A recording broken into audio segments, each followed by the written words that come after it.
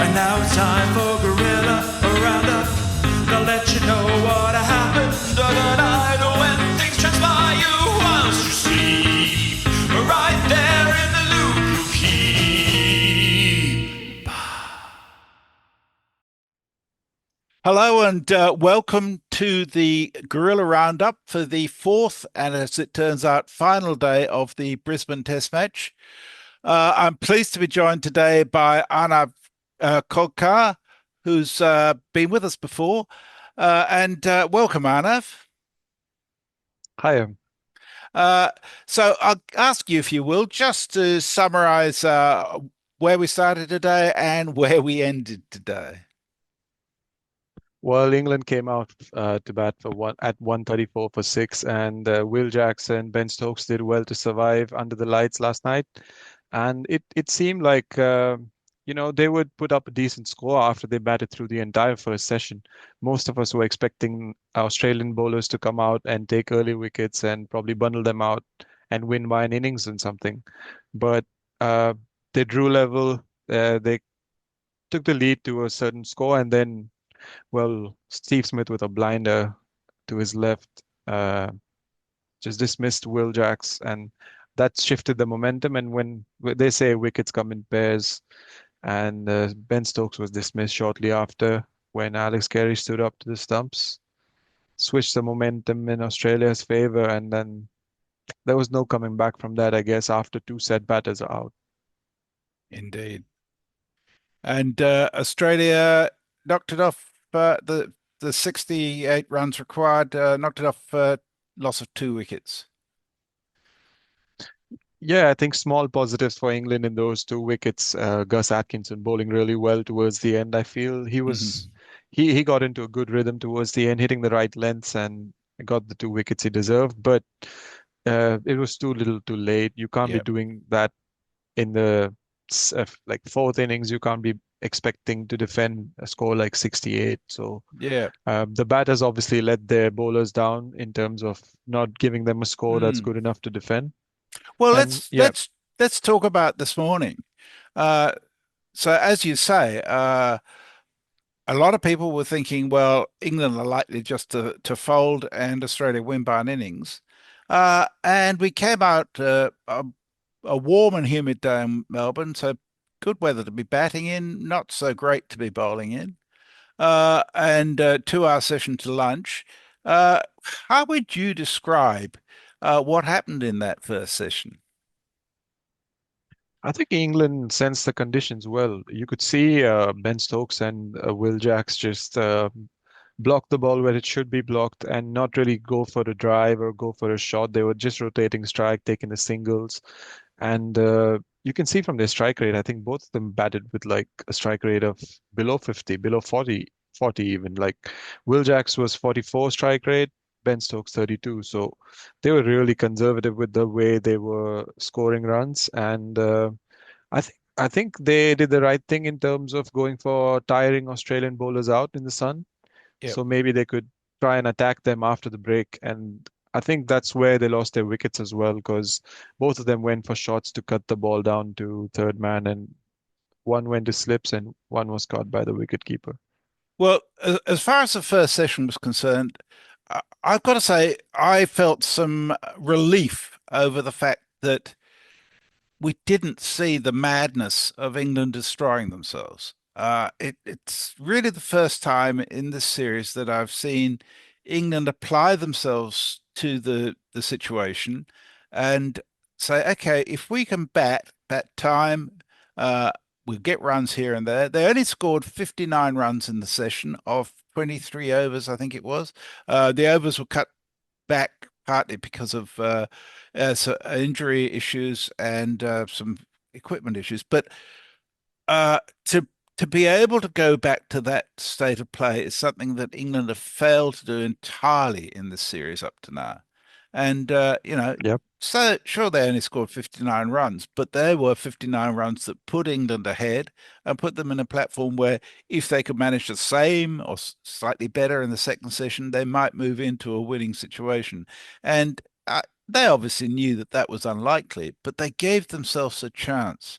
And from the point of view of an Australian who actually really wanted to see a competitive series, it's it's a bit of a relief to see that that is possible, that maybe we will see some competitive cricket in the rest of this series rather than a self-sacrificing or self-indulgent form of cricket where, the thought of hitting through the ball is the only way we do things. And of course, it's Stokes who sets the example. Stokes is the pinnacle, in my view, of someone who uses his brain to adapt to the situation. We've seen it before. His Edgbaston century, his Lord's century, both of those built carefully from the beginning and then expanding later. And no doubt that's what he hoped to do here. Um, but the wicket, the loss of Jacks to the catch by Smith at first slip was extraordinarily good catch. He Yep. just nicked one that moved a tiny bit. It wasn't a particularly bad shot or anything, but Smith reacted incredibly fast and picked it up fully stretched in his left hand. I thought that was the turning point as far as the day was concerned. Yeah, 100%. Because when two batters are going at a good pace, as you said, they're trying to save their wicket, doing something that you would not associate with this England side. And yeah, when the captain does that, you could see right from that moment up until the moment he hit the winning run, Steve Smith was pumped up. He wanted that win so bad and as fast as possible. So Yes. that was a good, that was the turning point, as you said. Yeah. And Stokes was out quite soon afterwards, caught by Carey off Nisa behind. Carey standing up took a very good catch behind that. I think one thing that sort of goes unnoticed a lot of the time is how good Carey has kept being as a keeper this match. He really has been a vital cog in the Australian side, in my judgment. Yeah, he's been excellent. Right from the beginning of the day when Scott Boland came into the attack and he asked Alex Carey to step up. One ball, the first ball, I think it bounced up and it went higher than Carey would have expected, but he still caught the ball and his reflexes and presence of mind behind the stumps has been really helpful for Australia. Yeah, I mean, from what I've seen, he's improved significantly from when he first came in, and that's a great relief because there was a time when there was a thought of going back to Tim Payne. I know, but you wouldn't even consider that now. His performance with the bat too has been invaluable to Australia. Yep, So yes, it was a bit of a fold at the end there. After putting on 95 for the seventh wicket, over what was it, 37 overs or so, uh, England lost their last four wickets for a total of 17 runs. So it was one out, all out, really, at that stage. Um, and but Michael Nisa ended up with 5 for 42. He picked up the final wicket of Brendan Cass. Uh, yep. it was never going to be enough to challenge Australia. But what was your view of the Australian bowling today? Oh, the bowling was excellent. So when Scott Boland and Brendan Doggett started us off in the beginning of the day, you could see that Scott Boland was going for the fuller lengths as well as Mitchell Starc was going for the fuller lengths while Doggett was trying to pitch the ball shorter, trying to get something off the bounce. And he got his wicket in the same fashion as well with Gus Atkinson, trying to force him into the pull. And Atkinson mistimed it and Steve Smith took a regulation catch. So all of them, they stuck to their plan. You could see that everyone has a set plan and they stuck to it throughout, and it gave them the results. Nobody tried anything different, maybe except you could say before tea, I think Travis Head and Manas Labuschagne came into bowl one over. I think that was the only extraordinary thing about their bowling, but otherwise everyone was on point and they bowled really well. Yes, I think that's right. And it's a lesson to England because compared to England's bowling, which was all over the place in the first innings, it was a little different Yep. in the second. We'll come to that in a minute.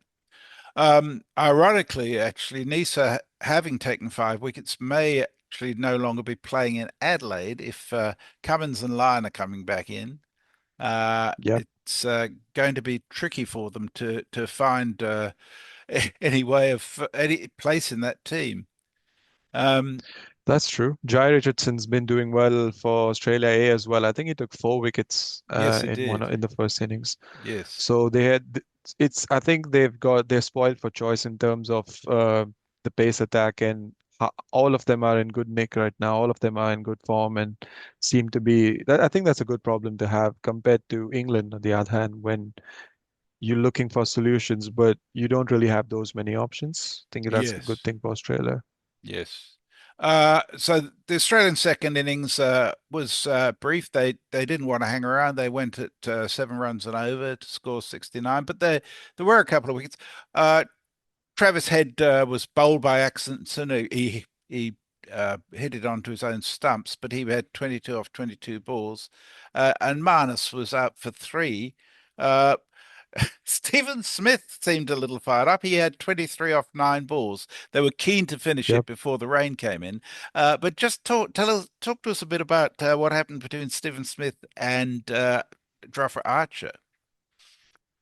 I think it was good to see, but as I said, too little, too late. Like you don't want to do that so late in the innings. Probably when Jofra Archer came out to bowl to Smith the first time around, that would have been something nice to maybe unsettle him earlier in the match. But I think it was well, the match was already lost from England's point of view, and it was something that Archer was just trying to get under Smith's skin for the rest of the series, probably, because it wasn't going to impact on this result. Mm. So it seemed a bit pointless from Archer's point of view. But for Smith, I think it was a big day in terms of captaincy during when they were fielding as well, and also scoring the runs at such a high rate. Yes. 255 strike rate's pretty impressive. I wish he played at such a strike rate when he played for Pune in the IPL. I don't think he ever did. It's interesting. He is capable of playing like that. I've seen him do it in the BBL, but Yeah, I don't think the bowling or the pitch has been as friendly in the IPL. Um, yeah, Archer was interesting because, notwithstanding the fact that they were only going to get a few overs, he only bowled 5 overs in the end for 28. He was coming in at a pace that was 10 kilometers an hour on average, more than he was bowling in the first innings.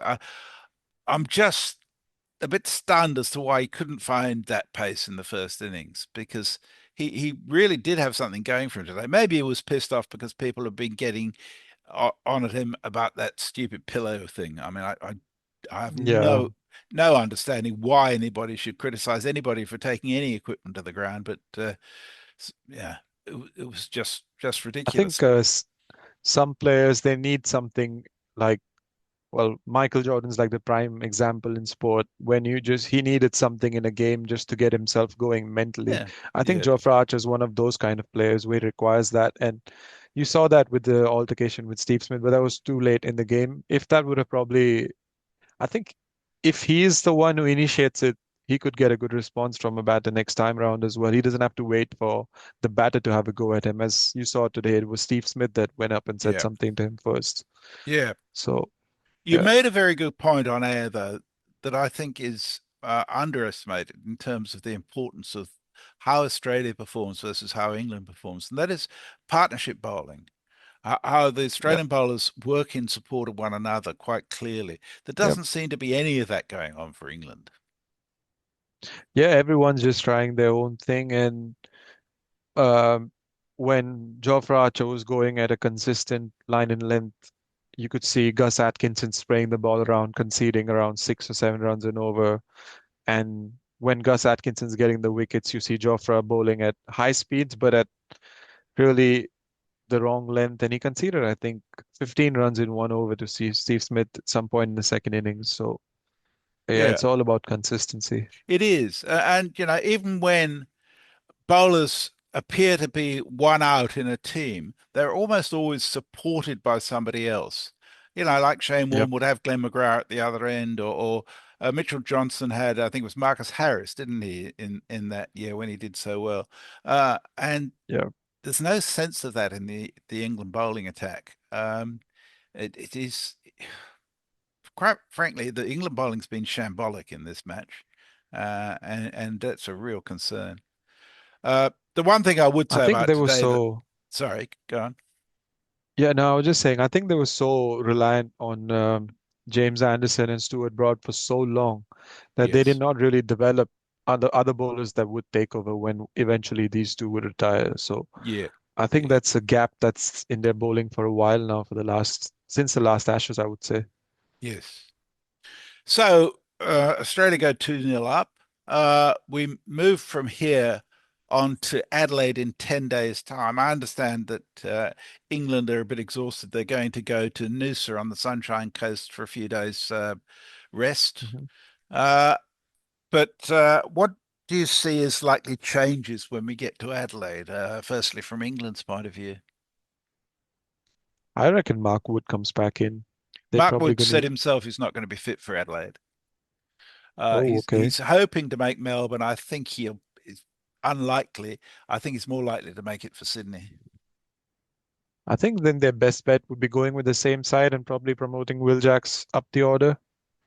Um, they could bring a spinner in, but Bashir's not done well in the Lions match. He's conceded, I think, the last I saw, he was not for 122 or something, and that's not a good score to What be did you think for a of Will bowler. Jack's spin in this match? I think he got the ball to turn a few times. I think Ben Stokes did not really bowl him at the right time in the innings, Yes, I but agree. it could be used in a better way for the next game. But he should definitely stay in the lineup. So yes, He's a good bat as well. and Bashir hasn't beaten down the door. He went for a heap of runs in the Lions game against Australia A without even taking a wicket.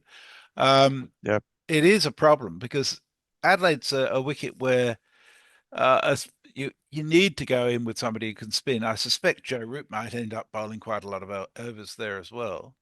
But no other yep, changes. I'd be inclined to look at Josh Tongue as a substitute for Brydon Cast. I know he took 4 wickets in the first innings, but I didn't. I wasn't very impressed with Cast's bowling. I thought it was erratic, yep. and he was Cast was all over the fortunate to place have as four well. wickets. Yeah, Uh, and Josh Tongue bowled very well in Canberra, I thought. Um, So yeah, it's going to be interesting to see. The other question that arises is the approach taken by Stokes and Jacks today. Can you see that spreading within the England team? Are they capable of actually taking a responsible approach to batting? I think so. And they have the quality of in terms of the personnel that they have in the team, but I think it has to be more of a proactive approach to play like that rather than a reactive approach. They had their backs against the wall, and that's when they came out and played in this responsible fashion. If they try and try and set the tone in this fashion with playing responsibly and protecting and valuing each wicket that they have, I think that would put the pressure on Australia more than if they just try to react to what Australia are doing, because that just gives Australia the impetus that, oh, we're just gonna do our thing, and we'll put ourselves in a situation where we can just win the game. And Yes, you don't want the host country to already have a mental edge and 2-0 up. It's going to be a major uphill challenge, and I don't see England winning more than one Test match out of the three, to be honest, given the start. yeah, It's a tough series for it, them. it certainly is. But as I say, I was relieved to see there is some fight there that they showed today. Mm. And then we come to Australia, assuming Cummins, Lyon, and Kawaja are all available. What do you see them doing? I think Cummins and Lyon come in straight away. I don't think Kawaja makes it back because he's not been good in the field with his injuries as well, and um, it affected their opening combination in one of the innings in the first Test match. And I don't think he makes it back. But Cummins and Lyon, obviously, that's those are no-brainers. As you said, Adelaide, the spinner is important, and the captain obviously makes his way back in. So who do you take out? Do you take Inglis out or Inglis and Doggett or uh, I would say yes, Inglis and Doggett is the best bet because I think Michael Neser has given himself a look in with that fifer, yep, and the tactic with even he was really good with a cotton ball, even though he dropped one yesterday. yep, He got two of the other ones, and that was he bowls that awkward pace where you think the ball's coming onto the bat faster than it is, go to play across the line and you just play it back straight. So I think he's an important component in that bowling attack. So yeah, as you said, Inglis and Doggett seem to be the two players that will miss out. Yeah, Inglis certainly didn't do much to impress with the bat, although his run out was absolutely sensational. Yep. And may have turned the course of the game. Who knows? Um, yes, and given that it's Adelaide, it's hard to see England being in a strong position to win, but I just look forward to something that's competitive over 5 days in Adelaide.